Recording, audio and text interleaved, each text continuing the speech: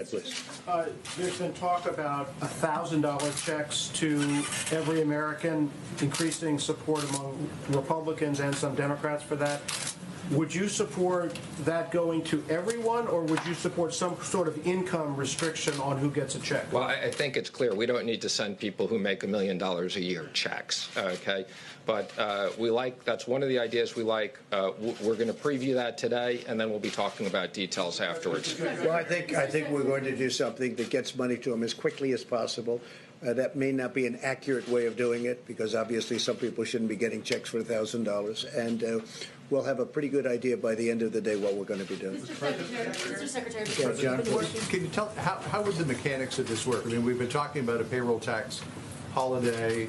Some $500 billion worth was floated to me today. But so how would this idea of sending people a check work? Would that be sort of an advance on what they would pay in payroll tax? Again, we want to make sure Americans get money in their pockets quickly. We want to make sure small business owners have access to funds. We want to make sure that hotels, airlines, we have an entire package. We'll be laying out those details later today. Yeah, I have to say this. There are 4 different ways you can do it. That's okay. 4, you can hear me well enough, I imagine. Sorry. Okay. People at home, you're right. Those are very important people. Come to think of it, especially your people. Look, we have 4 or 5 ways we can do it, 4 ways in particular. I think there's a 5th possibility, but there are some very good ways of getting the money out and getting it out quickly. Payroll tax is one way, but it does come over a period of months, many months, and we want to do something much faster than that. So I think we have ways of getting money out pretty quickly and very accurately. Okay? Can you talk about the timeline, please? How quickly do you think you can get this done? The president has instructed me we have to do this now. So this is now. By the end of the week? We are going to work with the Senate, who's in session right now, actively. We will continue to have conversations with the House. I've already spoken to Speaker Pelosi once today.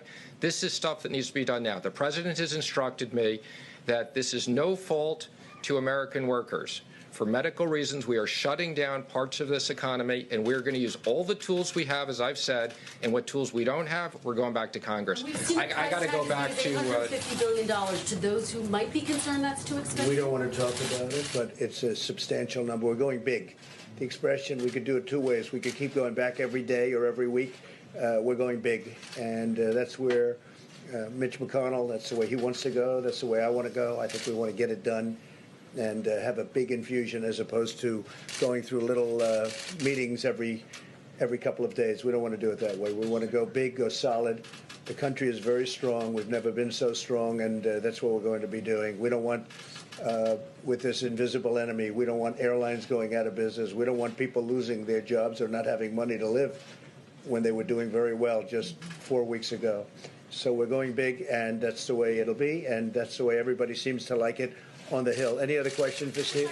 In addition to airlines and hotels, you had a call with restaurants today. Was any type of emergency assistance discussed on that call? A lot of restaurants have to close. Even if they are doing delivery, they're not making as much money as they would with a full house. Well, let me make 2 comments on the restaurants, and the president understands this. This was emphasized this morning. First of all, we want to make sure that the states allow the drive-through portion of these fast foods to stay open, particularly in a time period where we're telling people don't go to restaurants. These companies feed a big part of America, and I expect they're going to feed a bigger part of America. The second thing they asked me to emphasize, I wasn't going to do it now, but as long as you asked, many of these companies have apps. You can order ahead of time. That way, when you get there, it's as simple as they'll have it packed. They can give it to you with social distancing, and it'll be very fast. So we expect that they will be able to feed a large part of the population. And in regards to support, I will say a lot of these businesses are small businesses, are companies, franchisees, 500 or less, and we have a specific program we'll be unveiling that helps all businesses, small and medium-sized businesses of 500 and less. Secretary, also a question regarding Marriott Corporation. It announced that it is furloughing thousands of individuals because of the impacts of the coronavirus. Will your legislation help those individuals? I hope so. That's one of the reasons why we got to act very quickly. because we understand whether it's the airlines, hotels, for good reasons to protect the United States on medical issues. These businesses are shut down, and the president wants to make sure, as I've said, we will use all the powers we have. You saw this today, $1 trillion of potential liquidity into the market, and the powers we don't have, we're going to Congress. And I will say there's a lot of bipartisan support for these issues. So I'm going to apologize because I have to go deal with some other things, if that's okay, Mr. President. Thanks. Oh, yeah, I do want to comment on this, okay? We absolutely believe in keeping the markets open, okay? Americans need to know they have access to their money. After September 11th, the only reason why the markets were closed was because the technology was disrupted. I've been on the phone with the major banks, with the New York Stock Exchange. Everybody wants to keep it open. We may get to a point where we shorten the hours if that's something they need to do, but Americans should know that we are going to do everything to make sure that they have access to their money at their banks, to the money in their 401ks, and to the money in stocks. So I want to just be very clear. We intend to keep the markets open.